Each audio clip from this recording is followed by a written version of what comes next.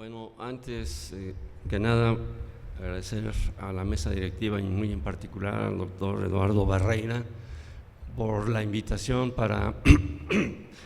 para coordinar esta sesión,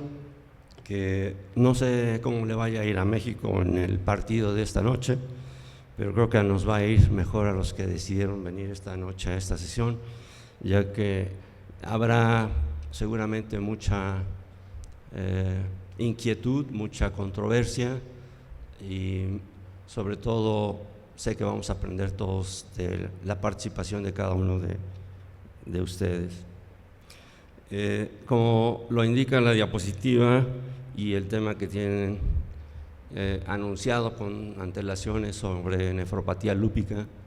recordarles que en el congreso que tuvimos en Puebla también hubo un espacio para este concepto y que la doctora Grisler presentó una serie de datos de información muy relevantes basados fundamentalmente en las guías que se publicaron el año pasado en Arthritis Care and Research en mayo del 2012 y que de alguna manera dan una pauta de lo que potencialmente puede representar el manejo de la nefropatía lúpica. Debo admitir que primero yo no escogí el título, creo que el título lo debió haber seleccionado el doctor Carlos Abud, ya que de alguna manera plantea un poco las inquietudes con respecto a lo que es este componente de una de las enfermedades más inquietantes que tenemos en la especialidad, que es el lupus eritematoso y la repercusión sobre el daño renal que tiene consigo. En forma muy particular, y a diferencia de lo que se presentó en el Congreso de Puebla, trataré de darles de una manera de introducción muy a vuelo de pájaro lo que ha sido mi experiencia en los últimos 40 años sobre lo que es la nefropatía lúpica y cómo la he vivido y cómo veo que pueda seguir algún curso hacia un futuro cercano. He tratado de dividir esto en décadas y cuando muy tiempo atrás en el instituto, siendo alumno del doctor Donato Alarcón Segovia, teníamos a nuestro cargo los pacientes con lupus. Aparecieron los primeros reportes de Pollack y Pirani, en donde se ponía en juego lo que ahora conocemos como clasificación de la nefropatía lúpica a través de diversas organizaciones, la más conocida a través de la Organización Mundial de la Salud. Sin embargo, para aquellos que no recuerdan esa parte de la historia, Pollack y Pirani en los años 60, finales de los 60 sobre todo, definieron de una manera muy concreta las variantes del padecimiento y pusieron énfasis en que los diferentes tipos de nefropatía lúpica tenían un curso, un pronóstico y una característica muy diferente, y que el elemento fundamental para la mejoría y respuesta al tratamiento indiscutiblemente lo constituyeron el uso de la prednisona, que sola o sobre todo siempre combinada con hidroxicloroquina, que aquí entre paréntesis la hidroxicloroquina no va a aparecer ya en las otras diapositivas, pero sigue siendo una piedra angular para el mantenimiento y sostén del del tratamiento de la nefropatía lúpica. En esa época la modificación sustancial se debió al uso de dosis altas de corticosteroides para las diferentes formas de nefropatía lúpica, pero sobre todo para las formas proliferativas difusas que había descrito en ese momento Pollack y Pirani. No se recomendaba el uso de tratamiento más agresivo con otros fármacos como azatioprina, que están viendo en la diapositiva, más que para aquellas formas proliferativas difusas de curso más bien tórpido. La azatioprina la habíamos incorporado al armamentario a través de la experiencia de los trasplantes renales y con ello pensábamos que habíamos modificado, y sí la habíamos logrado, pero no de una manera sustancial en el tratamiento del padecimiento en cuanto a lo que daño renal se refería. A partir de la mitad de los años 70, Cathcart y colaboradores en Boston pusieron de manifiesto que el utilizar los pulsos de metilprednisolona era una elemento fundamental para lograr una mejor respuesta en el tratamiento de la nefropatía lúpica, sobre todo para las formas agresivas del mismo. Nuevamente, esta forma de tratamiento la importamos a través de nuestros colegas los nefrólogos y de la gente que estaba haciendo trasplantes renales y que de alguna u otra manera lo que hacían era utilizar 1 gramo de metilprednisolona por día por 3 días consecutivos con una muy buena respuesta para distintas modalidades de nefropatía lúpica, sobre todo las formas 3 y 4 que ahora conocemos. Esta serie de observaciones fueron fundamentales para lograr un mejor éxito en cuanto a lo que conocíamos en ese momento con respecto a la nefropatía lúpica. En la década de los 80, en la Clínica Mayo se describe por vez primera de manera muy clara que el tratamiento oral con ciclofosfamida podría modificar el curso del padecimiento. Esto fue descrito muy claramente en un artículo publicado en esa primera parte de los años 80, en donde se mencionaba que el uso de la ciclofosfamida por vía oral podía ser particularmente benéfico en el tratamiento de la enfermedad, pero que había que esperar un mayor número de publicaciones y de experiencia para lograr el éxito, o para lograr ver si el éxito con ciclofosfamida era real o no. Y después aparece en la mitad de los años 80 un artículo que, si bien es considerado un clásico, yo diría que es un clásico negativo dentro de la literatura de la reumatología a través de los Institutos Nacionales de Salud en Bethesda, en donde se manifiesta que, acumulando experiencias de manera muy peculiar de los años 70, de la mitad de los años 80 y de la parte intermedia de los 80, el uso de ciclofosfamida en pulsos por vía endovenosa parecía ser como el prototipo de tratamiento para el padecimiento. Ese estudio adolece tecnológicamente o metodológicamente de muchos cuestionamientos, ya que trataban de manera similar a pacientes que tenían las formas menos agresivas del padecimiento hasta las formas potencialmente menos claras de tratamiento, como era la nefropatía de tipo 5. En este estudio se demostró potencialmente que la ciclofosfamida era capaz de frenar y revertir el daño a nivel renal y que daba lo mismo si fuera por vía oral o por vía endovenosa. La única diferencia es que por vía endovenosa parecería tener menos efectos tóxicos que sobre aquellos que tenían la vía oral. Pero cuando uno revisa el trabajo muy cuidadosamente, la satioprina y la prednisona utilizada en la misma forma alcanzaba casi niveles similares. La única diferencia era la toxicidad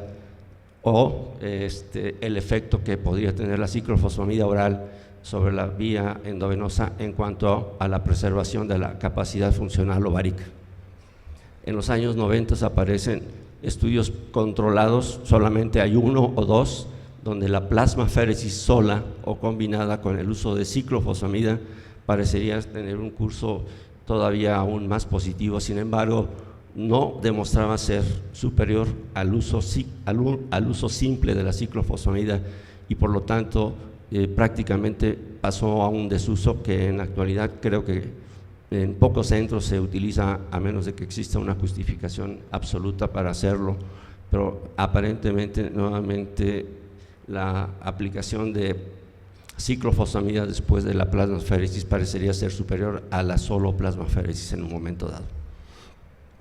En esa misma época de los años 90, sobre todo al final de los 90, aparece también la ciclosporina A como un agente. Sin embargo, nunca alcanzó el nivel de respuesta o de consolidación a nivel general de lo que se utiliza en la especialidad, y si bien se puede catalogar como de un uso aceptable, su capacidad de tener daño renal también lo hace todavía más cuestionable en el momento actual. En esa misma época aparece el uso de gamma globulina endovenosa, cuyo efecto es meramente transitorio y para condiciones muy particulares, que no es más que una medida transitoria de rescate, tal vez frente a aquel paciente que tiene una infección y en donde no podemos utilizar un recurso de tratamiento más intenso y mucho más agresivo. Para principios de los años 2000, y sobre todo a través de la primera mitad de la década de los 2000, aparece el micofenolato de mofetilo, sobre todo por la gente de Miami con el doctor Contreras, en donde empiezan a enfatizar sobre la posibilidad de que pudiera ser un magnífico recurso, y en las guías que se publicaron en el año pasado casi lo ponen en equivalencia con la ciclofosfamida, con la ventaja de que puede tener menos efectos colaterales y sobre todo porque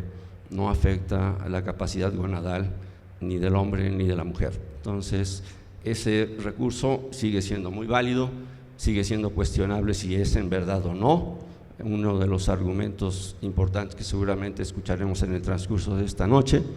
pero aparece ese como un elemento muy importante, como también lo hace en los años siguientes el rituximab, sobre todo en una etapa ya mucho más cercana a la década que nos toca vivir en el momento actual. En ese mismo momento, otro inhibidor de calcineurina, que es el tracolimos, empieza a tener una vigencia posiblemente también de mucha mayor trascendencia, aun cuando la información parece estar más bien orientada hacia la forma de membranosa de la glomerulopatía lúpica. No conozco, y tal vez el día de hoy nuestros ponentes me puedan sacar de dudas de cuál es la experiencia en formas diferentes de nefropatía lúpica que no han respondido a las medidas convencionales de tratamiento. Y finalmente, en la década que nos corresponde vivir, aparecen los agentes biológicos para el tratamiento de la nefropatía lúpica, de la que no podemos hablar nada porque simplemente el belimumab, que es el único agente biológico disponible en el momento actual para el tratamiento de la enfermedad, salvo algunos otros anticuerpos monoclonales que están en cuestionamiento y en proceso de investigación, pudieran ser de utilidad para ciertas medidas particulares de lupus eritematoso. En cuanto al belimumab, hay que recordar que no se ha probado, por lo menos en estudios controlados, publicados seriamente, su aspecto benéfico, llamémosle de alguna manera, en el tratamiento, porque de entrada todos los pacientes que tenían nefropatía lúpica quedaron prácticamente excluidos para el uso de belimumab. Bien, con esta serie de observaciones en cuanto a la parte inmunológica, no quisiera más que recordar con ustedes que el avance que hemos logrado en el tratamiento de la nefropatía lúpica no solamente es en relación al aspecto inmunológico, sino en relación al uso de mejores antibióticos, mejores medidas de tratamiento para la hipertensión arterial y factores de protección a nivel renal, como son los inhibidores de enzima convertidora, el uso de estatinas y posiblemente el uso de anticoagulantes en casos muy particulares. Bien, hasta aquí la introducción con respecto al tema de esta noche. El tema va a ser atendido y corresponderá a nuestros ponentes el ampliar y hacernos cuestionar, afirmar o eliminar los elementos que hasta ahora he expuesto. Para esto quisiera yo, una gente egresada de la Universidad Autónoma de San Luis Potosí, realizó su curso de especialización en Medicina Interna y Reumatología del Instituto Nacional de la Nutrición, actualmente Instituto Nacional de Ciencias Médicas y Nutrición. Fue presidente del Consejo y del Colegio Mexicano de Reumatología, ha sido el jefe de Medicina Interna de la Facultad de Medicina de la Universidad de San Luis Potosí y del Hospital Central durante 10 años, es profesor titular de la especialidad en reumatología desde el 2005, es miembro del SNI nivel 2 y tiene múltiples publicaciones que sería por demás citarlas en una presentación de esta naturaleza. Él ha sido exalumno mío, pero ahora es un muy buen amigo. En cuanto al doctor Buenrostro, el doctor Eduardo Buenrostro, si le puede mover, porque creo que yo no tengo el control aquí. La siguiente, por favor. El doctor Morales Buenrostro es egresado de la Universidad de Guadalajara, realizó curso de especialización en Medicina Interna y Nefrología en el Instituto Nacional de Ciencias Médicas y Nutrición. Fue de los últimos elementos que pude reclutar como jefe de enseñanza de la misma institución hace ya muchos años, y él ha sido acreedor a la maestría y doctorado en Ciencias Médicas por la UNAM, en el mismo Instituto Nacional de la Nutrición. Es profesor y tutor de maestría y doctorado en Ciencias Médicas por la UNAM, es el profesor adjunto de la especialidad en nefrología de la UNAM, es también investigador nacional nivel 2 y tiene también una cantidad de artículos y publicaciones internacionales indexadas que sería imposible citar en una presentación de esta manera. Y con el gusto de reencontrarlo después de muchos años, le damos también la bienvenida, no siendo un reumatólogo. A partir de este momento cedo la palabra al doctor Carlos Abud y me prometió que sería conciso y preciso. Muchas gracias por estar aquí. Presentación. Les agradezco su presencia y en particular la invitación al Comité Ejecutivo, especialmente al doctor Eduardo Barreira, por la confianza y el honor que me permite a mí estar hoy ante ustedes. Y que sin más preámbulo quisiera mencionar que en el Congreso americano pasado, al ir a oír quien presentó lo de nefropatía y abordaje del paciente con nefropatía, pues pareció ser muy sencillo. Y donde las características clínicas, biomarcadores y exámenes de laboratorio eran compatibles, como ustedes saben, con el síndrome neumorrenal, y el profesor hizo una disertación muy simple, muy simple para el clínico que nos gusta la nefropatía y la nefritis lúpica. En el diagnóstico diferencial incluía una serie de padecimientos, algunos comunes para el reumatólogo, otros no tan frecuentes, y en donde destacó adicionalmente para el lupus algunos comorbilidades que son parte del contexto, como el que pueden concursar en la rápidamente progresiva y lupus con o sin anticuerpos contra el citoplasma neutrófilo y antifosfolípido, que puede ser marcador de mal pronóstico, y otras eventualidades que debía tener presente el reumatólogo en el diagnóstico diferencial. Y bellas imágenes que se ilustran aquí, en donde le saltan al clínico la correlación de biomarcadores y la expresión tanto de actividad como cronicidad y otras eventualidades que por motivo del tiempo no me voy a detener. Hace unos meses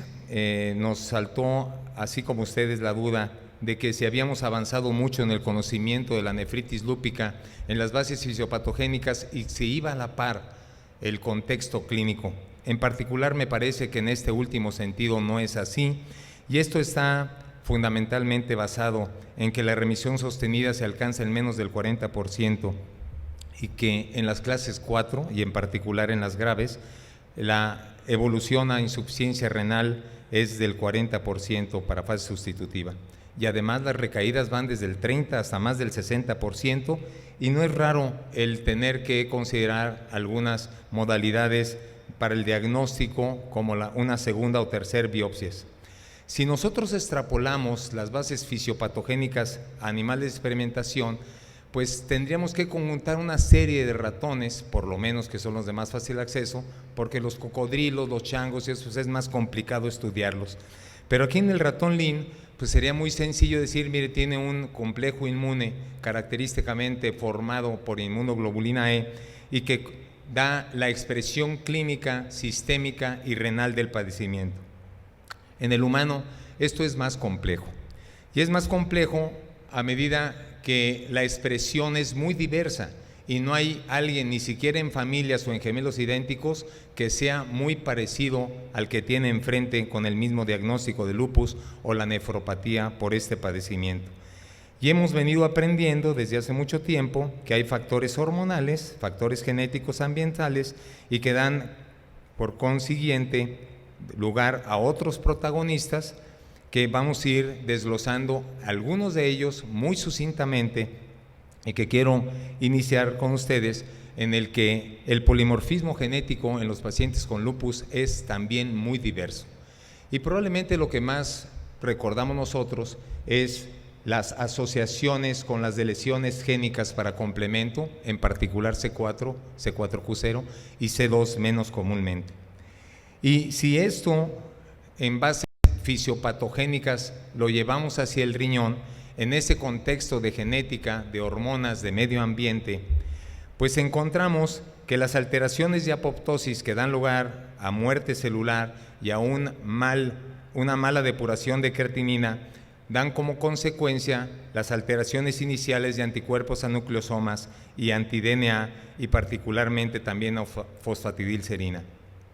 Esto, en conjunto con otros protagonistas celulares y solubles a nivel sistémico, dan lugar al daño estructural que ustedes conocen, en donde también participan células renales y otros protagonistas de endotelio, macrófagos ahí mismo, y los podocitos que coparticipan no solamente en el daño, sino lo perpetúan igual en los complejos inmunes. De una manera muy simple, les presento aquí esta gráfica de Migliorini y colaboradores, en donde se destacan que cada una de estas células puede dar lugar a múltiples publicaciones, o por lo menos a leer nosotros al respecto, y sería interminable ir disecando cada uno de estos factores como eventuales protagónicos, porque algunos pueden ser más importantes que otros en el devenir de un paciente.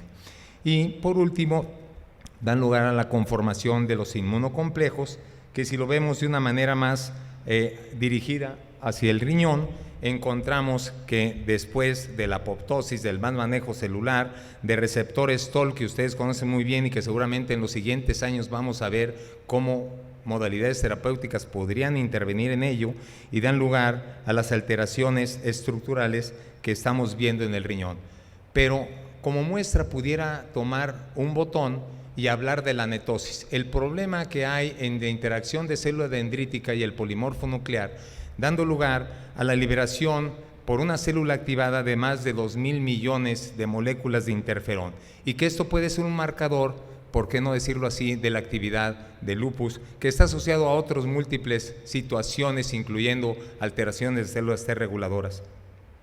y que no solamente participan en cambios estructurales renales, sino también en la trombosis y, por qué no decirlo, con otras comorbilidades como infecciones que dan lugar en la presentación o el devenir cotidiano de los pacientes con lupus.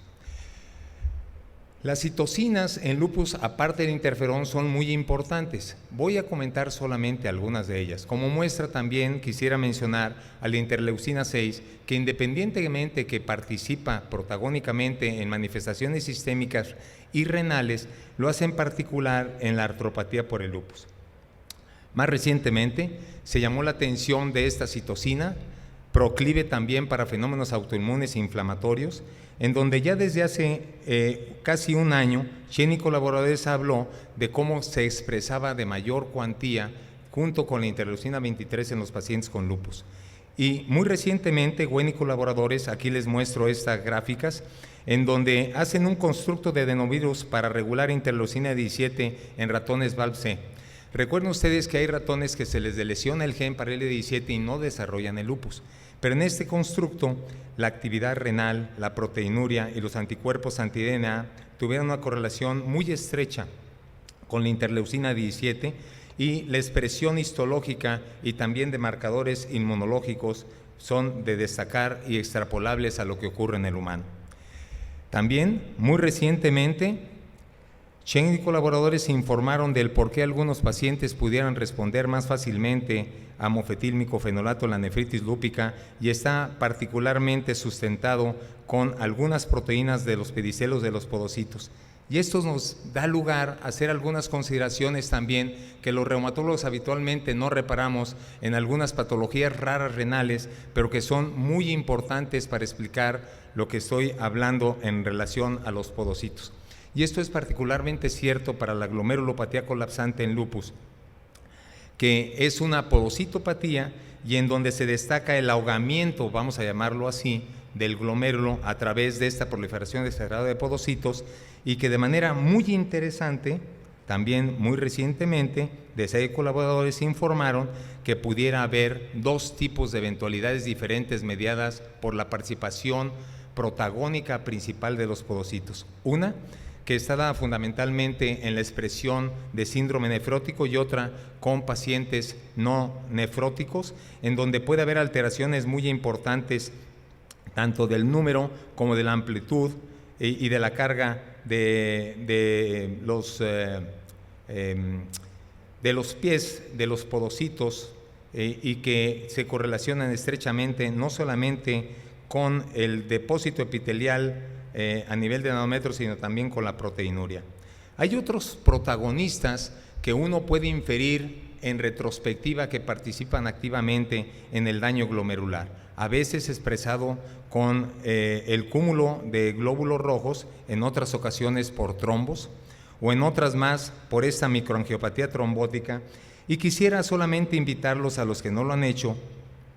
a leer este breve artículo, que es excepcionalmente ilustrativo en relación al protagonismo que tienen algunos marcadores, digamos, de trombogénesis que pudieran extrapolarse no solamente al lupus y su nefropatía, sino también en particular en la asociación con el síndrome de anticuerpo antifosfolípido. En los últimos minutos, 2 minutos, voy a hablar de biomarcadores, y esto es muy importante porque algunos se expresan directamente dirigidos con datos crónicos, como es la gelatinasa del neutrófilo asociado a la lipocalcina o la proteína quimiocalcante de monocitos, pero algunos más para actividad, como pudiera ser la ceruloplasmina y la transferrina. Más recientemente se ha destacado que una sustancia que puede ser particularmente importante en el tejido renal y no necesariamente en células hemáticas, que es el asociado a la débil apoptosis de los TNF, que es el TWIC, puede dar lugar a procesos inflamatorios y a proliferación celular y dar lugar a cambios estructurales renales y aún más a procesos inflamatorios, necrosis, apoptosis, y pudiera tener que ver también con bases fisiopatogénicas en la nefritis lúpica. Más aún, recientemente se han destacado algunos estudios que el TWIC es un biomarcador excepcionalmente atractivo para medir no solamente actividad sistémica glomerular, sino también intersticial en los pacientes con lupus, como aquí se demuestra. Aunque también es cierto que hay otros múltiples biomarcadores, algunos que tenemos muy cercanos a determinarlos, como son algunas de las fracciones de complemento, y aunque algunos años atrás Katsumata había mencionado que particularmente se asociaba a la disminución de los niveles de C1Q como actividad del proceso en actividad lúpica sistémica y no nefrogénica, recientemente en este estudio de un buen número de pacientes, como ustedes pueden ver, hay una asociación estrecha informada por TAN y colaboradores, no solamente en relación a los niveles de C1Q, sino al anticuerpo dirigido a C1Q a nivel sérico, a nivel glomerular y a nivel vascular, como parte muy importante para nosotros y tener que entender por qué se perpetúa el daño en el riñón. Es interesante que la actividad vascular no correlacionó con la sistémica, lo cual pudiera ser o pudiera explicar que las alteraciones glomerulares en el depósito de C1 y de anti-C1Q pueden depender fundamentalmente de neomorfogénesis en el riñón. Por motivos de tiempo no me voy a referir a otras modalidades que seguramente en los años venideros van a estar ustedes viendo para determinar si hay actividad glomerular o si persiste la actividad glomerular, probablemente aún sin la necesidad de biopsia y o biomarcadores solubles, como les he comentado, tanto en orina como en suero, como es estas tomografías de medición de positrones seriados para nefritis lúpica experimental. Con esto creo que hemos dado a ustedes un panorama, no sin antes mencionarles que desde siempre he considerado que ha venido siendo muy complejo para mí el aceptar esto, porque las medidas de desenlace al hablar de inmunopatogénesis y en particular de el tratamiento actual de nefritis lúpica son muy difíciles de alcanzar, dándoles a ustedes, que todos son conocedores al respecto, pues un panorama fiel, fidedigno y con bases de sustentación científicas. Es probable que sí hemos avanzado mucho en los últimos años, incluso hasta en San Luis Potosí se ha avanzado, a pesar de que hemos tenido una mejor calidad de fotografía también, pero Bueno, continuamos vamos a hablar de- con inseguridad y con problemas. El título lo abreviamos porque era imposible poner todo lo que me encargó el doctor. Nada más recordar que el lupus es un problema bastante frecuente en todas las latitudes. En Estados Unidos hablamos de más de 250,000 casos de lupus. Obviamente la mayoría son en mujeres y de ahí que uno de los factores pronósticos que luego vamos a ver es el género masculino. Y bueno, llama la atención las sobrevidas del 50% a 4 años en los años 50 y cómo esto ha mejorado hasta alcanzar alrededor del 80% de sobrevida a 15 años en 1995. Claro que va a depender del sitio donde estemos hablando. Y por supuesto la afección renal es un predictor importante de morbimortalidad. Aquí vemos los datos de Eurolupus, donde vemos que la nefropatía es una manifestación bastante frecuente, solo después de artritis y eritema malar. Solo para señalar que en México, en un artículo que publicamos previamente, mostrábamos cómo dentro de los motivos o de todas las biopsias que hacemos de riñón activo en el instituto, la principal y con mucho es debida a nefropatía lúpica. En un análisis reciente, nuevamente, vemos cómo aquí focales segmentarias son 80 casos y nefritis lúpica, que ya ni la pusimos porque nos arruina la gráfica, es de 280 casos, de tal manera que sigue siendo con mucho el principal motivo de biopsias. Y pues solamente para recordar los criterios de diagnóstico de lupus: proteinuria persistente mayor de 500 miligramos por día y un sedimento activo manifestado por estos cambios que mostramos aquí. Claro que recientemente se han desarrollado otros biomarcadores. Claramente la tendencia ha sido a tener biomarcadores menos invasivos comparado con la biopsia renal, ya sea elementos medibles en orina o en suero. Aquí vemos varios de ellos que se miden en orina, como podrán ver aquí en la lista, y algunos nos han podido ayudar a predecir actividades o recaídas de lupus, y en otros se toman como posibles marcadores de falla renal crónica o predictores de falla renal crónica. Sin embargo, como decía el doctor Abud, habrá que esperar unos años para ver en realidad la confiabilidad de estos biomarcadores. De la biopsia renal, que es parte del eje medular que me encargó el doctor Abud, vamos a ver que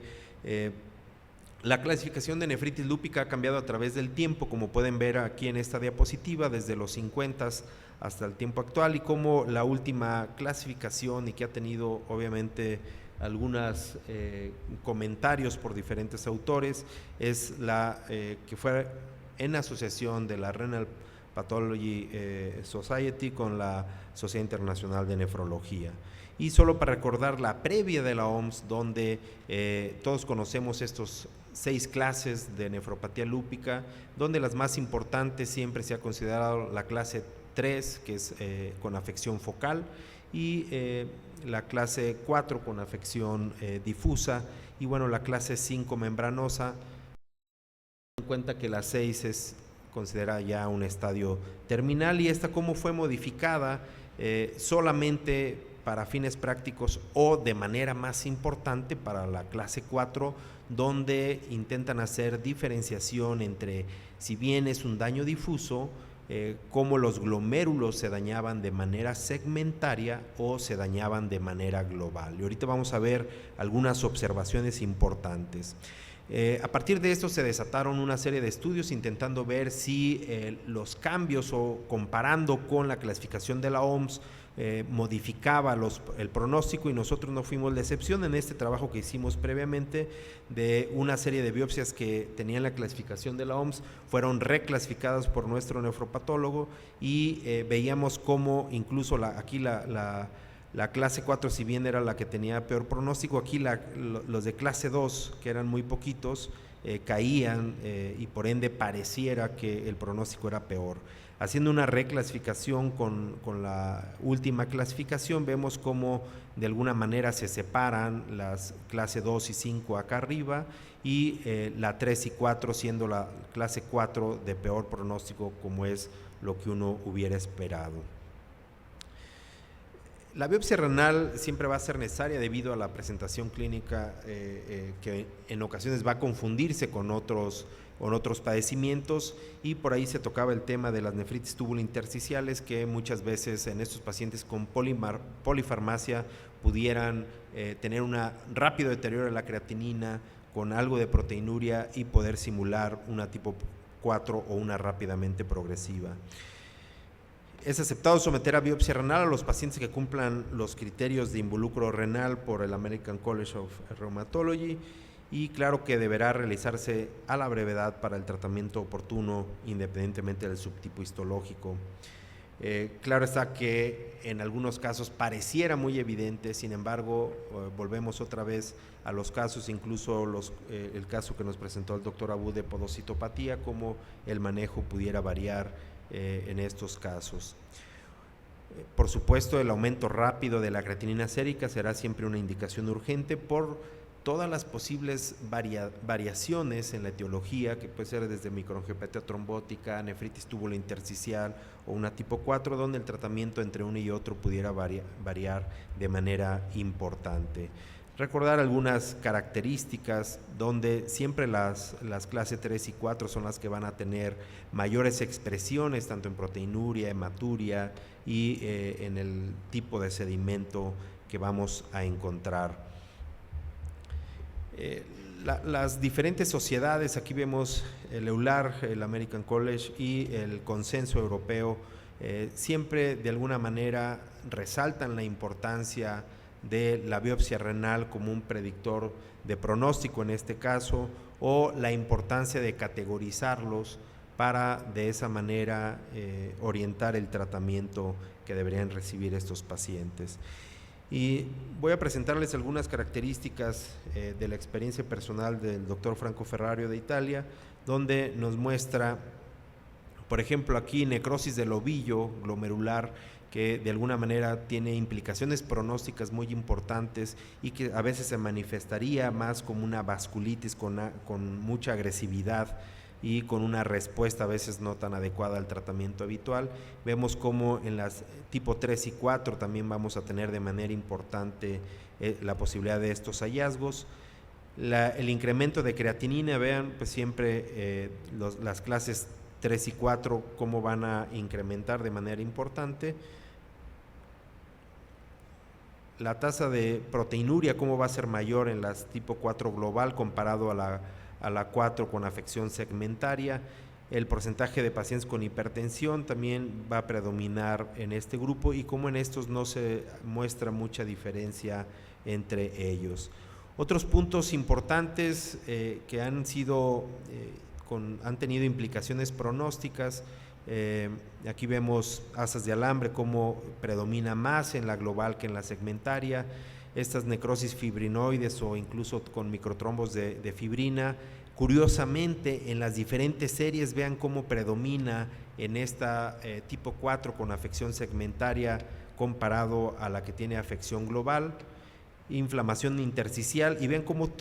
este es muy indistinta, en unos estudios sale mayor en la global que en la segmentaria, pero el resto, de fibrosis intersticial, el índice de actividad y de cronicidad, predomina con mucho en los diferentes estudios o series en la global comparado a la segmentaria. Y por supuesto los datos clínicos, la mayor expresión de gravedad se da en la global. Algo muy importante son comentarios como este artículo que traigo a su conocimiento, de cómo algunos autores consideran que pudiera sugerir esta diferencia entre la segmentaria y global, que pudiera haber un rol de la inmunidad celular en el proceso patogénico, y que de alguna manera esta afección diferenciada el porcentaje de afección del glomérulo pudiera mostrar esa diferencia patogénica entre la segmentaria y la global, e incluso han llegado otros autores que ya por cuestión de tiempo no puse en las diapositivas, han llegado a sugerir que pudieran tratarse de dos entidades diferentes. Volvemos otra vez a comparar específicamente la segmentaria y la global y cómo los diferentes hallazgos, que algunos de ellos tienen implicaciones claras en pronóstico, cómo son diferenciados. Por lo menos aquí está la disrupción de la pared capilar cuando empieza a haber una proliferación extracapilar importante, asas de alambre, trombos hialinos, es estadísticamente diferente entre un grupo y otro. También así como los depósitos subendoteliales, de tal manera que habrá que esperar estudios subsecuentes con biopsias repetidas, que es el punto siguiente, para ver si esto en realidad tiene implicaciones pronósticas y pudiera ayudarnos a diferenciar y por ende en lo futuro modificar nuevamente la clasificación, ¿no? ¿En quiénes estaría indicado? Pues hacer una biopsia repetida. Esto no es raro, pues aquellos pacientes donde se sospecha un viraje, nueva elevación de creatinina, empeoramiento de la proteinuria, siempre considerar la posibilidad de transformación histológica, pero ese es lo que todos nosotros ya de por sí buscamos de manera intencionada en el seguimiento de estos pacientes. Esto también, sospecha de enfermedad no relacionada a lupus, sobre todo comentábamos de que estos pacientes tienen polifarmacia y no es despreciable la cantidad de pacientes que tienen nefritis túbulo-intersticial como causa de la elevación de la creatinina. No considerarla en caso de progresión lenta de proteinuria no nefrótica, sedimento blando, dado que uno esperaría pocos cambios en la biopsia. Pero este razonamiento, estas dos preguntas, si los pacientes deberán ser rebiopsiados para valorar la respuesta o solamente esperar en casos de recaídas. Ya sabemos que todos en casos de recaídas como que nadie duda que a veces hay que rebiopsiar, pero sí también hay que orientar el tratamiento en base a eso, ¿no? Y de alguna manera, si esta respuesta que a veces evaluamos como completa o parcial, en realidad se corroboraría en una biopsia renal, por lo menos en cuestiones de trasplante, cuando tenemos rechazos mediados por anticuerpos y hacemos biopsias de seguimiento, vemos que la respuesta clínica en creatinina y proteinuria no correlaciona con la respuesta histopatológica, y ahí se los dejo de tarea. Aquí vemos cómo estos centros participaron en un estudio retrospectivo para evaluar biopsias repetidas. El problema de los estudios retrospectivos es que siempre serán por indicación como las que ya todos conocemos y que todos seguimos, no como un estudio concienzudo. Y vemos aquí, si aquí tenemos los datos de la primera biopsia y la segunda, pues vemos cómo uno esperaría que esta diagonal fuera la correlación perfecta entre el diagnóstico previo del otro, y vemos cómo hay varios casos que se salen, es decir, cambia la apreciación de la histopatología en biopsias repetidas, ¿no? Entonces, para mejor entender la historia natural y establecer las mejores estrategias de tratamiento, siempre debería pensarse en estudios prospectivos que de alguna manera ya se están planteando a nivel internacional.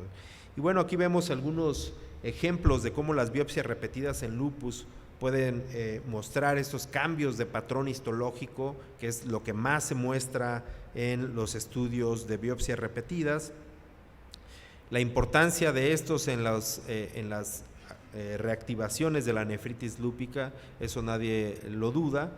Ver estas pequeñas diferencias entre la clase segmentaria o global de la tipo 4 y cómo pudieran tener implicaciones importantes, ¿no? Aquí vemos cómo en la primera biopsia, es decir, en la de diagnóstico, no mostraba un efecto pronóstico, en este caso muy particular, entre la segmentaria y la global, y cómo en la biopsia repetida vemos claramente cómo se separan las curvas y aquellos con afección difusa global tienen un peor pronóstico, es decir, la persistencia de los cambios histológicos como una global tiene un claro impacto en pronóstico. Aquí vemos otros hallazgos que se han ido agregando, así como hemos hablado de biomarcadores. También desde el punto de vista histopatológico se ha planteado la existencia de múltiples marcadores, desde el tipo de células, si son hay más infiltración de T reguladoras o B reguladoras, en este caso la infiltración por macrófagos y la posible implicación como vía patogénica y por ende también como un marcador que pueda ayudar en la interpretación de la agresividad de la nefritis lúpica. En niños no ha sido diferente también, como en ellos especialmente por la toxicidad de los esteroides, que tiene implicaciones claras en todas las esferas psicosociales de su desarrollo físico, etcétera. Las biopsias repetidas pudieran de alguna manera ayudarnos a reducir rápidamente los esteroides o en general la inmunosupresión para evitar sobreinmunosuprimir estos pacientes, ¿no? Entonces, siempre en términos generales todos apoyan a las biopsias repetidas, en este caso alegando que es un procedimiento seguro con los métodos actuales y pudiera mejorar el pronóstico de estos pacientes. Y respecto a los factores pronósticos, es de todos conocidos, en general se van incorporando cosas nuevas con estos marcadores, pero en general ahorita vamos a presentar una tabla producto de este trabajo en particular, que es de los más recientes, y en general no encontramos cosas muy diferentes. Ya hablamos de la implicación pronóstica entre si es segmentaria o global la afección histopatológica, y cómo la inclusión de ciertas lesiones como la afección vascular con necrosis, formación de microtrombos en la biopsia pudiera agregar un factor pronóstico adicional a los tradicionales que ya manejamos. Aquí vemos cómo este artículo que les acabo de comentar, que es en 2012, pues no muestra cosas diferentes: la edad, el género masculino, los gramos de proteinuria, la presencia de hipertensión y obviamente el grado histológico que ya todos sabemos. Respecto a tratamiento no voy a ahondar mucho, dado que ya lo abordó en parte el doctor Díaz-Jonén. Cabe señalar que se me encomendó hablar de las terapias convencionales. Y bueno, la idea de la terapia de inducción es ser agresivos, limitar, el objetivo es limitar el daño, revertir esa inflamación que encontramos en las biopsias, intentando recuperar función, así como controlar la actividad inmunológica. Y el objetivo de la terapia de mantenimiento de alguna manera es a más largo plazo, pensando en mantener la remisión si es que se alcanzó y evitar esas reactivaciones de la nefritis lúpica. Aquí vemos cómo de los datos de Eurolupus, cómo se han utilizado infinidad de medicamentos que ya nos dio un señalamiento a través de la historia del doctor Díaz-Jonén de cómo se fue incorporando en las diferentes décadas y cómo actualmente estamos viendo la aparición de nuevos medicamentos biológicos, que será motivo de la siguiente plática. No hay que olvidar que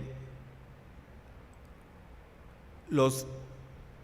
tratamientos tienen también implícitos ciertas complicaciones. La principal, por supuesto, por la inmunosupresión que estamos dando, es las infecciones, pero la afección ósea, la implicación en neoplasias no hay que dejarlas de lado. Y vemos cómo también tiene implicaciones claras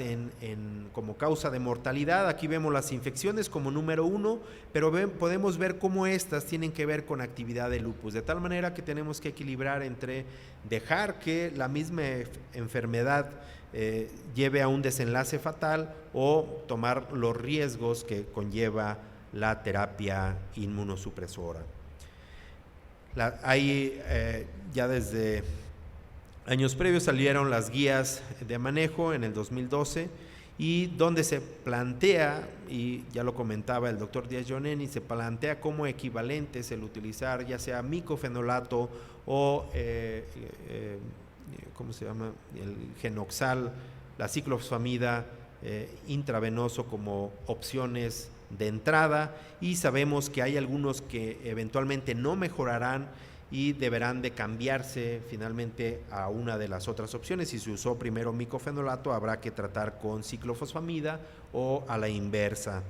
Y para mantenimiento, de alguna manera, escoger entre micofenolato o azatioprina, ambas con sus características muy particulares y que serán buenas opciones siempre. Están establecidas también para la nefritis tipo 5, así como en circunstancias de embarazo, y eso ya me imagino que todo mundo lo tiene bastante presente.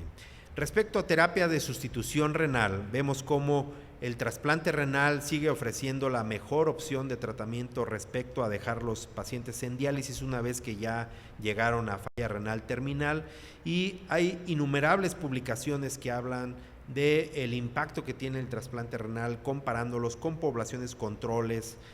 o comparados con terapia sustitutiva de diálisis peritoneal o hemodiálisis, y es obvio que el trasplante renal va a ser la mejor opción.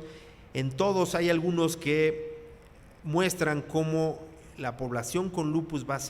a tener una sobrevida semejante a los controles, y eso se ve de manera repetida en diferentes estudios. En un estudio del instituto vemos cómo la tasa de rechazos es parecida entre 41 lúpicos y 82 controles, y la sobrevida del injerto, si bien al final cae, estamos hablando ya de más de 15 años de seguimiento, que es cuando empieza a aparecer las recidivas en lupus. Suelen ser muy tardías, a menos que abandonen la inmunosupresión, y vean cómo la sobrevida del paciente pues en general es parecida, ¿no? En un estudio más reciente, donde analizamos ya 803 trasplantes en 4 décadas de experiencia del instituto, vemos cómo la nefropatía lúpica comprende alrededor del 6% de los pacientes que trasplantamos en el instituto. Cabe señalar que fuimos de los centros que desde siempre hemos trasplantado lupus, a diferencia de otros centros donde se les negaba la oportunidad de trasplantes por el miedo a mayor frecuencia de rechazos, y vemos cómo la sobrevida, comparando diferentes etiologías, no se ve muy diferente, aunque ya de manera tardía sí empieza a caer, que es cuando empiezan las recidivas de lupus. En el análisis multivariado, la causa o la etiología no impactaba en términos de mayor sobrevida. Un análisis más reciente, pero aquí tuvimos el punto de escoger a los pacientes controles, aquellos que correspondían con edad y género respecto a los pacientes con lupus, dado que si metemos todo el pool tenemos muchos pacientes diabéticos con mucha carga cardiovascular, y que por ende a veces las sobrevidas se equilibran con los pacientes con lupus, y vemos cómo ya comparándolos con pacientes jóvenes sin afección sistémica, la carga de lupus siempre va a impactar en la sobrevida del injerto a mediano o largo plazo, pero no así en los primeros 10 años, como lo pueden ver en esta diapositiva.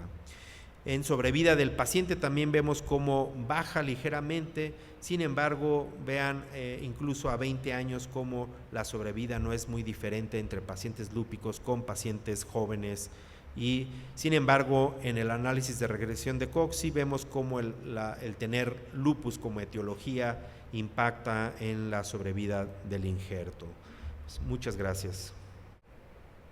Les decía yo que es complicado alcanzar los objetivos que se traza uno, y no cabe la menor duda que es muy importante reconocer la incapacidad del que habla. También quiero mencionarles que en este estudio de Ponce Estel y la doctora Alarcón, publicado en un artículo reciente de la revista de la Cleveland Clinic, destaca como algo adicional a lo que nos informó Eduardo, que la pobreza en hispanos pudiera ser un factor pronóstico muy importante, además de lo que ustedes ya saben: ser joven, hombre,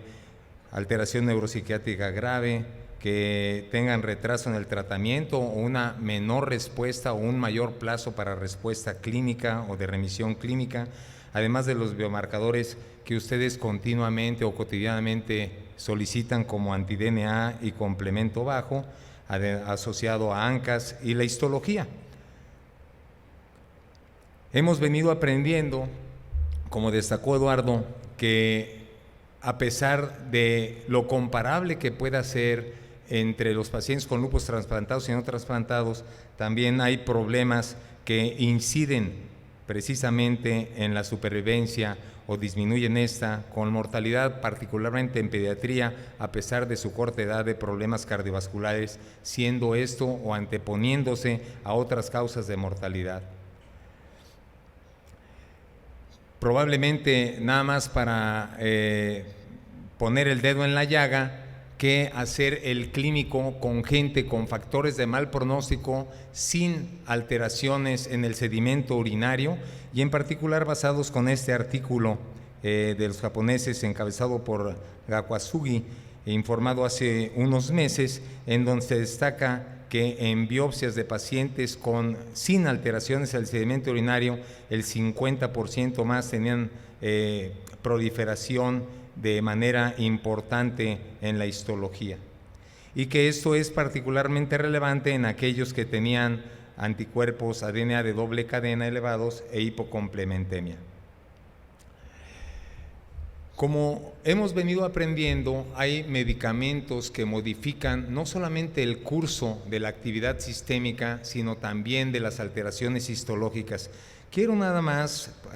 como muestra, mencionarles este par de artículos en el que en uno emplean leflunomida comparativamente con ciclofosfamida, y vean ustedes el cambio favorable en este primer grupo de leflunomida, pero con incremento de alteraciones crónicas histopatológicas, lo que demarca también un pronóstico malo.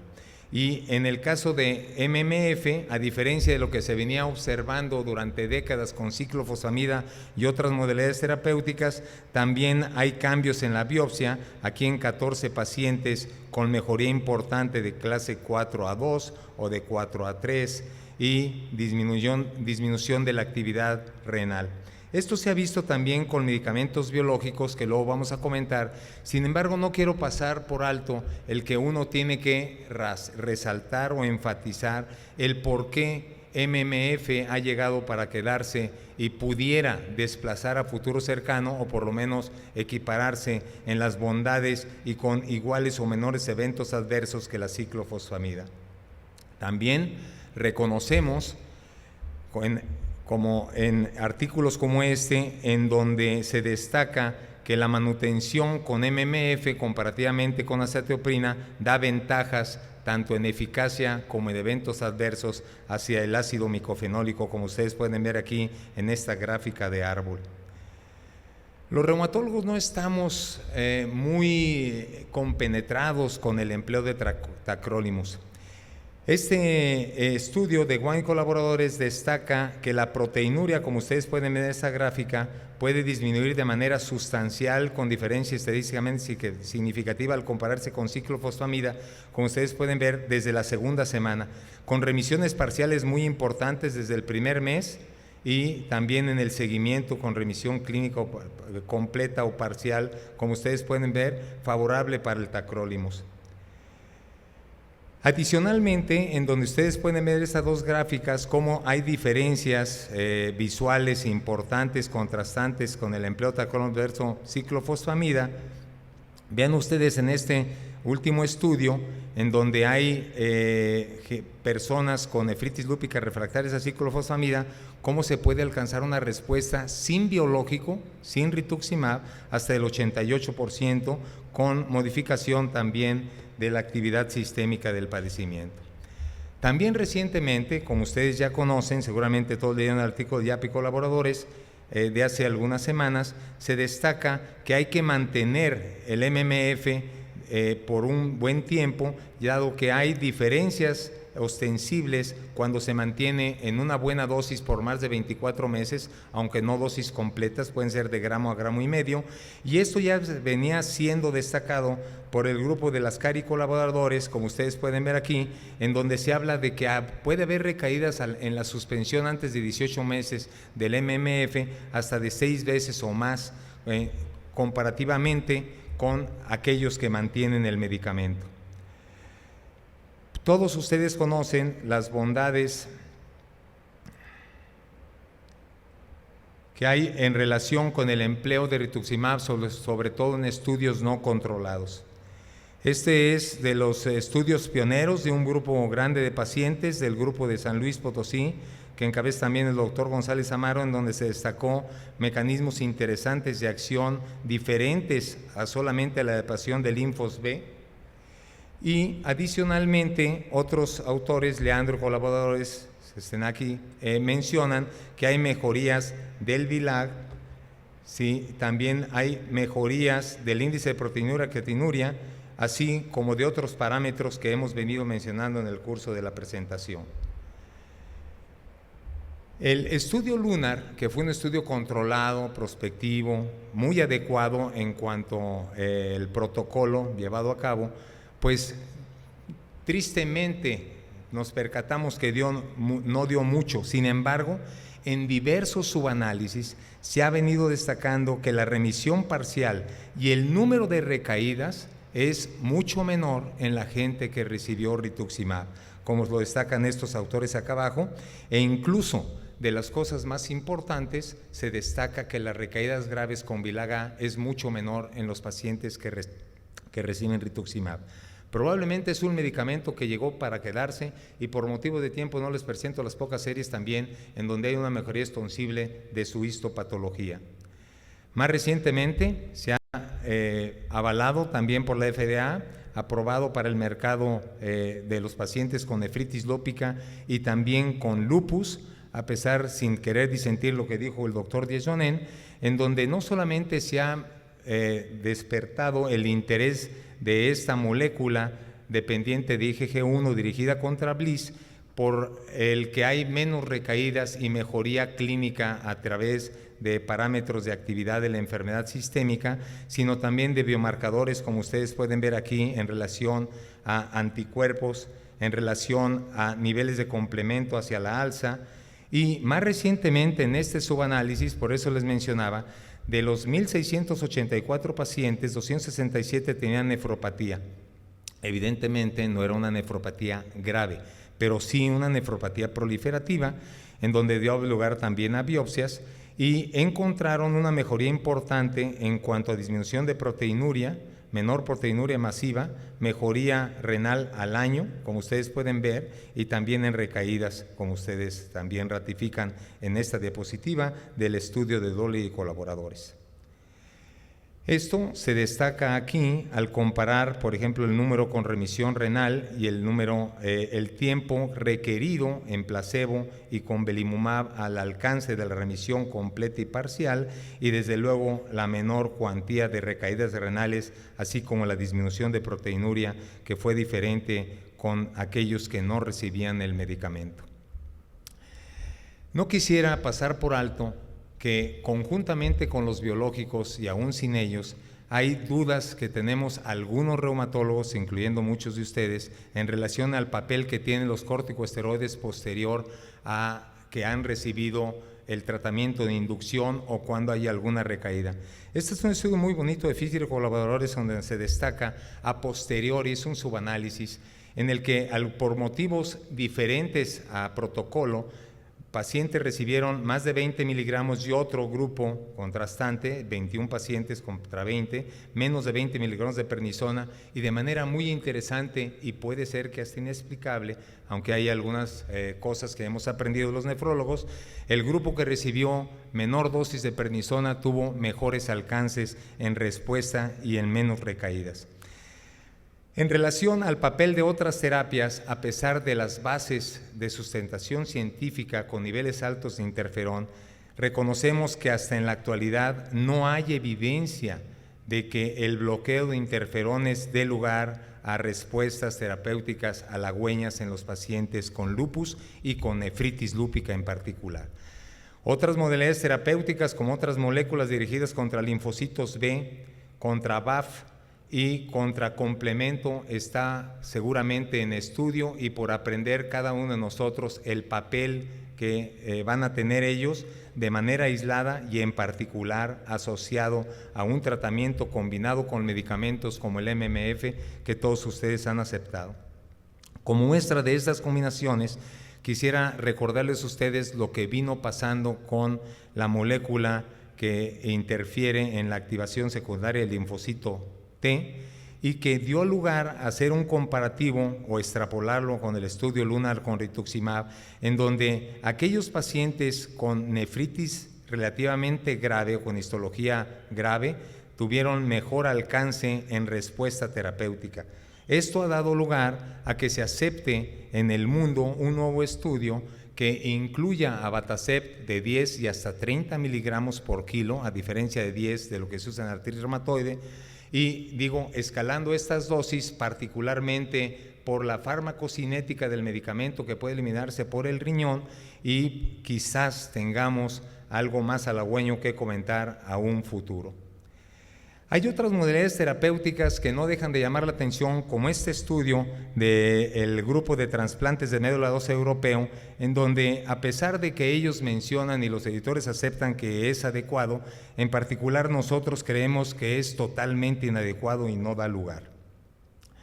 Hay otros estudios, particularmente en población china, que los cambios son espectaculares, sobre todo en trasplante de células tronco de células mesenquimatosas, tanto para proteinuria como actividad sistémica, otros con vacunas, tanto en animales de experimentación y algunos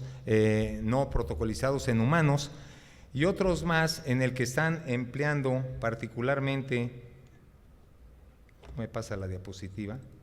la siguiente diapositiva, me quedan un par de minutos solamente, terminamos,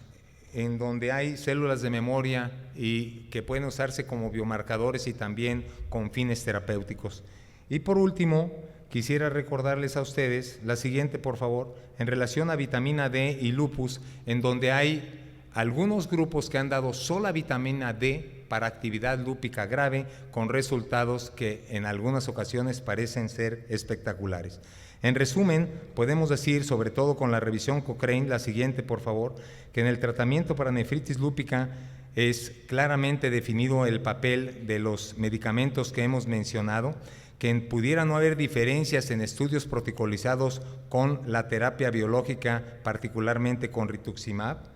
La siguiente, por favor, y que pudieran también, aunque son estudios muy cortos, con modalidades terapéuticas que pudieran no ser muy claro su mecanismo de acción, que es diverso, sobre todo gamma globulina, y que muchos de estos estudios, a pesar de las decenas de hojas que vienen en esta revisión Cochrane, está particularmente limitada por la cuantía de sesgos. Y por último, quiero mencionarles a ustedes que nuestra propuesta, la siguiente por favor, del tratamiento actual de la glomerulonefritis lúpica debe ser combinado y a tolerancia del paciente. En nefritis grave, por ejemplo, iniciar, si es una nefritis grave rápidamente progresiva, con ciclofosfamida y MMF y luego continuar solamente con esto, o la mezcla de tratamiento, como un artículo reciente que no puse en consideración por motivo de tiempo, de dosis bajas de tacrolimus con ciclo y o MMF, el devenir actual que puede incluir combinaciones de biológicos con estas modalidades terapéuticas ya aceptadas, todos los pacientes debiendo de recibir, a menos que haya algo de restricción absoluta, estatinas, antipalúdicos y estos que van dirigidos contra disfunciones endoteliales, al igual de la inmunoregulación de vitamina D, bifosfonatos y hasta la aspirina. Todo esto con el contexto de quizás el clínico tener lugar, la siguiente, a una mejor respuesta terapéutica y alcanzar una pirámide más adecuada en el manejo de la nefritis lúpica. La siguiente, por favor. Y no quisiera dejar de destacar a ustedes que si bien es cierto, ha habido cambios en el manejo y en el entendimiento de la nefritis lúpica, pásenme la última, por favor, muy seguramente el colorido es lo que llama la atención, pero no necesariamente, la última por favor, ahora sí, la armonía entre el fondo, la forma y los alcances que tiene el reumatólogo en la nefritis lúpica. Algunos minutos para preguntas, respuestas, comentarios y lo que se pudiera considerar adicional. Estamos en espera de algunas preguntas que fueron enviadas a través de internet. Pero estamos abiertos para empezar la discusión. Luis Felipe, por favor. Sí, no, como siempre no podría de alguna manera estar más en acuerdo con lo último que dijo el doctor Abud, y para él es la pregunta en cuanto a lo del colorido, pero también, como siempre, el doctor Abud es bastante retador de repente en sus aseveraciones, y esto tiene que ver con la diapositiva final, desde luego. Yo creo que estoy muy de acuerdo en que probablemente lleguemos a esto de las combinaciones, pero también el comentario que tengo que hacer es que mientras más respuestas o explicaciones hay para algo, es que menos se sabe de eso, y que estamos muy lejos probablemente de tener de alguna manera algo óptimo. Si lo óptimo va a ser combinar de todo, a mí sí me preocupa un poco tanto la cuestión que conlleva riesgos potenciales para el paciente, y hay que ser muy cautos con eso, y sí es muy estimulante ver cómo conocemos muchas vías patogénicas y cómo para cada una de esas ya puede haber dentro de poco tiempo un fármaco, pero no estoy muy seguro de que eso lleve a una respuesta terapéutica óptima por la implicación que tiene en términos de efectos adversos y de que toda acción tiene una reacción. Eventualmente podríamos tener problemas. Entonces es un comentario que quiero dejar de alguna manera ahí. Que sí, es muy tentador hablar de combinaciones, yo en mi caso lo he expuesto también cuando hablo de la terapia en vasculitis, pero sí me preocupa mucho que podamos llegar a tomar un camino de esa naturaleza que se volvería de alguna manera, a ver si no se nos sale el Frankenstein, no se levanta el Frankenstein de la mesa, ¿no? donde lo reaniman con corriente. Y la otra cuestión y la pregunta que le haría muy puntual es, ¿por qué? Si sabemos que el lupus es un prototipo de enfermedad de alguna manera mediada por interferón, y hay todos estos estudios donde se ve claramente que la firma de interferón es la que predomina, ¿por qué la mención que hizo el doctor Abud y por qué cree que se deba que la respuesta de terapia dirigida contra interferón no ha tenido de alguna manera lo que se pensaba como un desenlace apropiado en estos pacientes? Gracias, Luis Felipe. Quiero solamente destacar que lo categórico de decir que hay que incluir sobre todo la segunda parte de las terapias o terapias adyuvantes, y por motivo de tiempo no me detengo a hablar de ello, es porque por lo menos estatina disminuye 30% o más riesgo primario y secundario cardiovascular. Que el lupus es un padecimiento, al igual que la artritis reumatoide, que tiene por lo menos 2 veces más que la población que no padece, en general, de morir por estas eventualidades, y más si se suman otros factores que conoces de sobra más que yo, Luis Felipe, en relación a antifosfolípido, y peor si tiene triple marcador. Pero no es motivo de esta discusión, la verdad es que estamos de acuerdo. Las más de las veces, hablando sobre todo de modalidades de inmunosupresión, inmunomodulación profunda, directa, para linfocitos o para el sistema inmune, definitivamente el riesgo, como lo dijo Eduardo muy claramente, tiene que sopesarse. En relación a tu último comentario, ¿cuál era? En relación a interferón, la respuesta muy sencilla es decir, no sé, pero desde hace muchos años se sabe que hay 2 eventualidades para interferón. El administrarlo puede dar lugar a inmunosupresión o a inmunomodulación. Depende de la persona. Todavía no conocemos perfectamente el polimorfismo individual, para lo cual el interferón pueda tener diferente actuación. Pero sí sabemos que el interferón no es exclusivo su elevación de lupus, y esto es un común denominador, como un epifenómeno de múltiples enfermedades con fondo autoinmune, incluyendo la artritis reumatoide, miopatías inflamatorias, etc. Entonces, para mí no ha sido raro, y como muestras también tienes tú que estas modalidades terapéuticas dan lugar, y te recuerdo la hepatitis por virus C, también a autoinmunidad y a fenómenos lúpicos. Perdón, sí, doctor Jara. Sí, muchas gracias. Felicidades a los 3 por sus excelentes presentaciones. Creo que el panorama que se nos ha dado es muy complejo, muy amplio. Voy a decir algo que quizás creo que primera vez que lo voy a mencionar. Creo que el problema principal en relación con nefritis lúpica es que llegamos tarde. Algo parecido pasó con la artritis reumatoide, cuando finalmente se estableció la artritis reumatoide temprana, establecida y tardía. En nefritis lúpica no veo una clasificación así, en la cual pueda haber una correlación con la terapéutica, pero sí queda claro que cuando hay un retraso en el diagnóstico, esto empeora o en la evaluación del paciente con nefritis lúpica, empeora el pronóstico de una forma rápida. Hace muchos años se publicó en el New England un estudio en el cual se identificaba pacientes con lupus eritematoso sistémico que tenían un perfil de nefropatía lúpica, pero no desarrollaban nefropatía lúpica. Tenían anti-DNA elevado, tenían hipocomplementemia, ahorita podemos agregar anti-C1Q, pero no habían desarrollado nefritis lúpica. El tratamiento que se dio a estos pacientes fue como si tuvieran nefritis lúpica y se comparó, el estudio obviamente era defectuoso, se comparó con pacientes que sí tenían ya la nefritis, que fueron tratados cuando ya el incendio estaba presente. Sorprendentemente, a 5 años, los pacientes que habían sido tratados solamente por pruebas de laboratorio estaban en mejores condiciones de sobrevida renal y sobrevida global de pacientes. No lo volví a haber citado este estudio, no volví a haberlo comentado, pero quisiera ustedes una opinión al respecto de que si llegamos tarde o no a la nefropatía lúpica y que por eso nuestros no son tan alentadores como nosotros quisiéramos, tanto con las terapias mencionadas que la usamos de hace mucho tiempo, como con las nuevas terapias, incluido rituximab. Seguimos teniendo importantes dificultades. Creo que el problema de la nefropatía lúpica no es epidemiológico, tampoco es genético, el problema es fundamentalmente clínico. ¿Cómo hacemos nosotros para detener este tipo de proceso? ¿Cómo incidimos en una etapa temprana?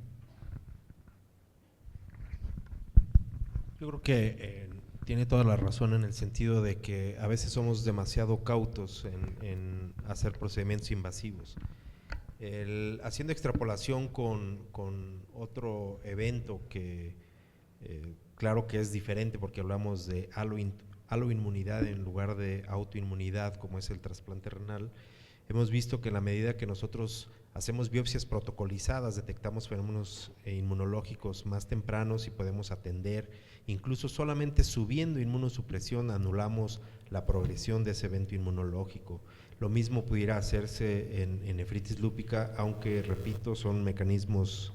inmunes completamente diferentes, pero pudiera ser una manera de abordarlo. Nosotros históricamente, si ustedes ven las gráficas en trasplantes, siempre hablábamos de sobrevidas de 12 a 15 años. ¿Y por qué nunca sobreviven más esos injertos? Pues precisamente por esa actividad inmunológica persistente, y es claro que conforme nos vamos alejando de la fecha del trasplante nosotros reducimos inmunosupresión y hay una clara asociación entre reducción y la aparición de anticuerpos que eventualmente van a reducir la vida del injerto. Eso perfectamente se pudiera aplicar al ejemplo de la nefritis lúpica. Ampliando un poco la observación que hace Eduardo y tomando en cuenta el artículo al que haces referencia, Luis Javier, desafortunadamente no logramos publicar una serie de observaciones que teníamos en el instituto cuando trabajaba yo en el departamento de inmunología y reumatología, de que pacientes que teníamos con anti-DNA elevado, C3 y C4 bajos, nunca desarrollaban nefropatía lúpica, y de ahí surge un concepto que es puramente clínico y que nunca puede basarse solamente en las determinaciones del laboratorio, sino también en cosas que son probablemente más simples de seguir, como es el sedimento urinario, seguir observaciones concretas como las que nos ilustraron ambos ponentes, en donde tal vez lo fundamental pueda ser cómo está su depuración de creatinina, cómo está su creatinina sérica, cómo está, cosas triviales que muchas veces el clínico menosprecia y se va más por la parte esta de que, incluso como mencionaba Carlos Saúd, cada vez es posible que tengamos más biomarcadores de actividad, pero que se cuestiona uno mucho desde el punto de vista práctico en la clínica cotidiana cuál va a ser su verdadera utilidad, ¿no? Yo diría que como observación general, el buen seguimiento de un paciente con lupus eritematoso que tenga daño renal no depende de mucha ciencia, depende de mucha experiencia y depende de mucho del seguimiento de los exámenes triviales, convencionales de laboratorio, y no de tanta fantasía, ¿no? Es decir, muchas veces nos guiamos más por si vamos a neutralizar el anti-DNA o si lo vamos a apagar y cuál va a ser el significado de ello, ¿no? Y a veces no es tan fácil de lograr una respuesta muy concreta. Y al respecto quisiera recordarles dos observaciones a mis colegas que probablemente, seguramente conocen la información y que voy a contradecirlos un poco, en el sentido de que hay gente como el grupo de Stanford hace muchos años, en los años 80, y el doctor Dubois, como dicen los gringos que es Dubois, mencionaba muy claramente que el paciente que se atiende por un solo médico en una clínica privada le va mejor que en un hospital universitario. Así de sencillo, así de simple y sencillo. Eso está también en el artículo de Ecker, colaboradores. Sin embargo, yo quisiera… No necesitas biopsias, para empezar, no necesitas biopsias. Es simplemente deducción clínica y análisis cauteloso de la información lo que te permite llegar a una conclusión. Si tú tienes un paciente con sedimento activo, con niveles que tienden a subir de creatinina, tú ya sabes qué nefropatía tiene. Ya sabes qué nefropatía tiene y no debes de esperar a tratar la nefropatía. Lo malo es que te quieras pensar, ahora si tú me dices, ¿me va a servir de mucho o de nada tener la biopsia? No, sí te va a ayudar a tener la biopsia, por supuesto, no estoy en contra de que lo hagas. Pero no te esperes con los brazos cruzados a tener la biopsia, y menos en una institución en donde se va a tardar meses para que alguien haga la biopsia renal. Quizás a lo que se refiere Luis Javier sería el encontrar un paciente con esos factores de riesgo, peor si es joven, peor si es hispano o negro, peor si tiene otros marcadores como ANCAS positivos, y lo que voy más allá, aún sin tener alteraciones del sedimento, hay que hacer una biopsia renal. Sin disentir lo que dice el doctor Dieudonné, que eso también está escrito desde hace mucho tiempo, las ventajas de una biopsia renal van mucho más allá del tener la clase histológica. Y creo que es lo que muchas veces nos estamos deteniendo todavía nosotros. Pero disintiendo, tanto por amistad como por deber, Luis Javier, quiero recordarte los estudios de Petri y este estudio del grupo europeo en relación a plasias medulares completas para manejo de lupus grave, que no ha dado resultados. Entonces, el tratar más agresivamente de lo que se requiere un paciente sin expresión clínica importante no necesariamente va a conllevar a una mejor respuesta. El doctor Píndaro tiene preguntas del extranjero. Hay varias preguntas del ciberespacio. Voy a hacer una de ellas porque hay varias semejantes. Esta es de un usuario, Eufro18, que dice: ¿qué considera el panel del riesgo mayor de infecciones con la combinación de ácido micofenólico y esteroide? ¿Estal?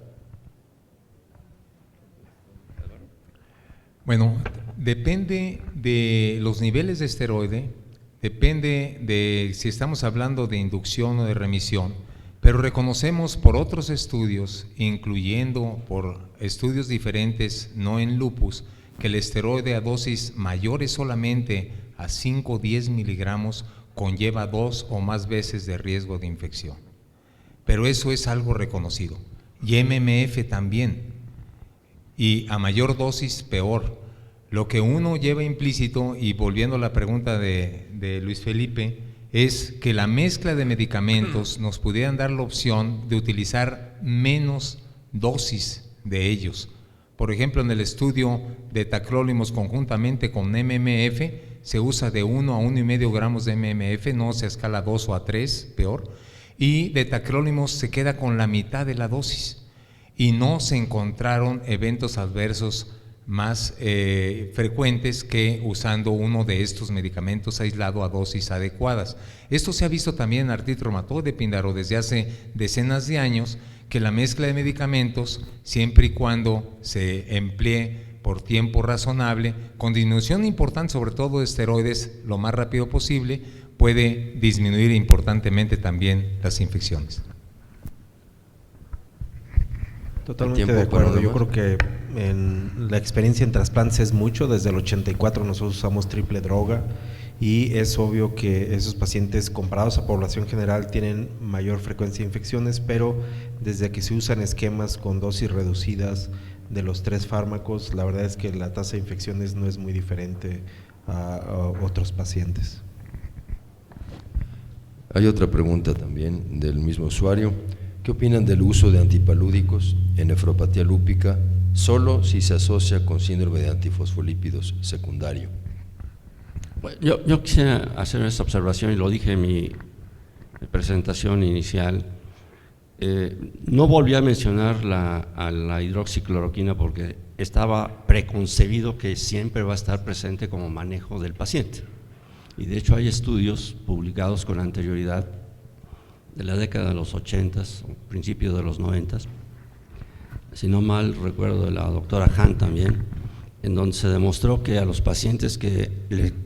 retiraban la hidroxicloroquina tenían mayor frecuencia de recaídas de nefropatía lúpica. Entonces yo creo que aquí hay que olvidar que no importa que sea o no sea con antifosfolípido, que tiene un funcionamiento distinto la hidroxicloroquina para ese grupo de pacientes, no debe de quedar excluido que dentro de los 3 o 4 medicamentos, uno de ellos siempre va a ser hidroxicloroquina. Y si me preguntas muy a fondo, yo te diría que el lupus es un paciente que es hidroxicloroquino dependiente. Carlos, a la mesa, 2 preguntas importantes. Una, hace poco, de manera reciente en Querétaro, hubo una mesa redonda de la Sociedad Local de Nefrología, me invitaron y estaba yo ahí con los nefrólogos y lo primero que hicieron fue voltearse y decirme: a ver, doctor, ¿usted por qué no usa trampolimus? Así fue lo primero que me preguntaron. ¿Por qué los reumatólogos no usan trampolimus? A ver, bueno, creo que los reumatólogos tenemos cierta experiencia que puede diferir de otras especialidades médicas. La pregunta es, doctor Morales, ¿ustedes usan de manera regular este fármaco? ¿Da tan buen resultado como el MMF? ¿Tiene realmente una indicación puntual que le dé ventajas en alguno de los estadios de la nefropatía lúpica con respecto a lo que ya Carlos mencionó detalladamente? Esta es una pregunta. 2, en el caso de ustedes, los marcadores que enseñó y que mostró como posibles utilidades para monitorear la progresión del daño y el sedimento, ¿hay alguno en particular que sea prometedor? Que digan, ese es el que vamos a usar y va a futuro a seguir. Y por último, Carlos, en el caso de las células NK y dendríticas, quisiera, ya lo mencionaste, saber si realmente tienen tanta importancia como me parece que he leído, que son 2 escenarios que a futuro van a tentar a muchos ensayos, a mucho estudio, las células dendríticas y las células NK, que pudieran tener un papel relevante, quizás que en un futuro explique algunos de las variaciones en el comportamiento de la nefropatía lúpica. A ver, ¿tú qué opinas? Sí, respecto a lo del tratamiento, nosotros usamos los mismos esquemas recomendados por los consensos internacionales, ¿no? Micofenolato y ciclofosfamida son nuestras herramientas del día a día.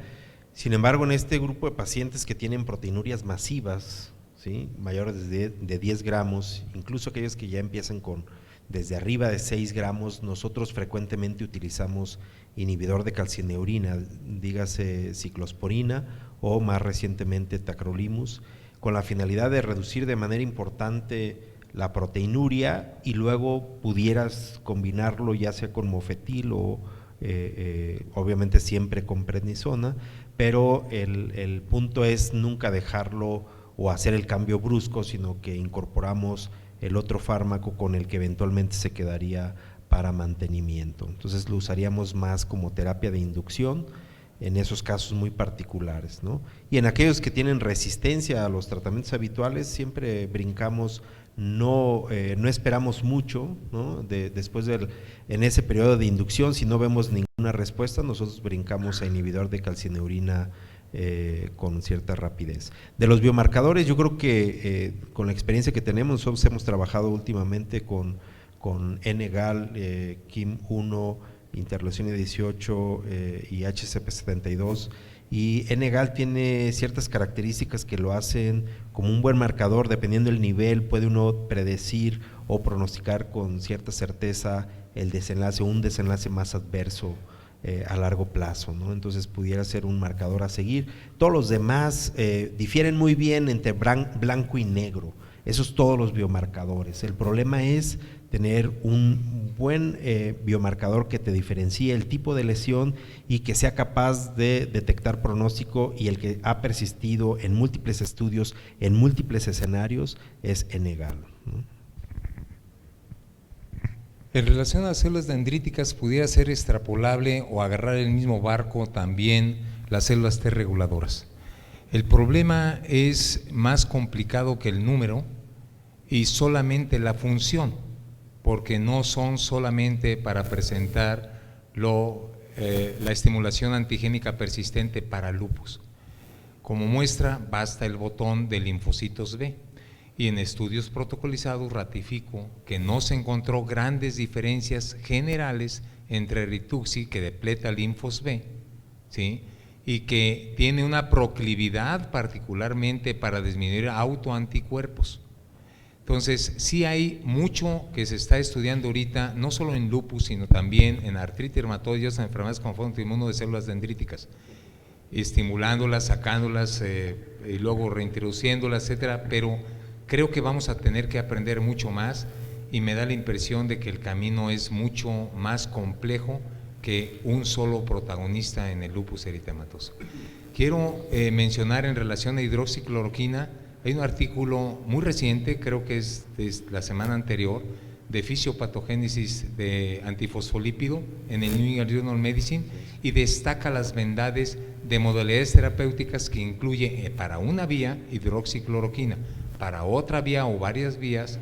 estatinas y otras modalidades terapéuticas que en el caso, hablando para la pregunta de nefropatía y antifosfolípido, pues ni modo, van a tener que ser o tener presente el reumatólogo dentro de su armamentario. La última pregunta, muy breve, doctora. Sí, muy breve, doctor. Para el doctor Maldonado,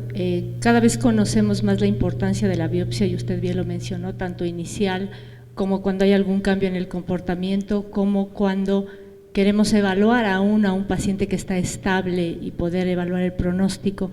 Sin embargo, ¿por qué insistir en microscopía de luz y los patrones tradicionales con todo el conocimiento que tenemos actualmente?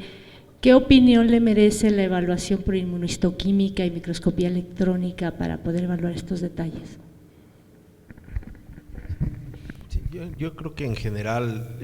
microscopía electrónica difícilmente en toda la experiencia de todos esos años en el instituto nos va a aportar muy poco respecto a lo que aporta la microscopía de luz. Microscopía por inmunofluorescencia es parte del manejo habitual de la biopsia y eso lo hacemos en el 100% de los casos, y yo creo que es parte del armamentarium. Nosotros, de hecho, más que fijarnos en la clase histológica, buscamos patrones como porcentaje de fibrosis, porcentaje de atrofia tubular y demás que tienen claras implicaciones pronósticas más que el puro tipo de nefropatía, y buscamos dirigidamente el descartar otras causas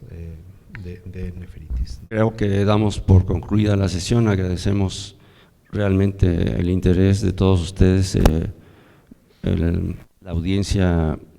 pues a pleno dentro del salón que no esperábamos. No sé cómo quedó México, pero sí sé que quedamos bien aquí.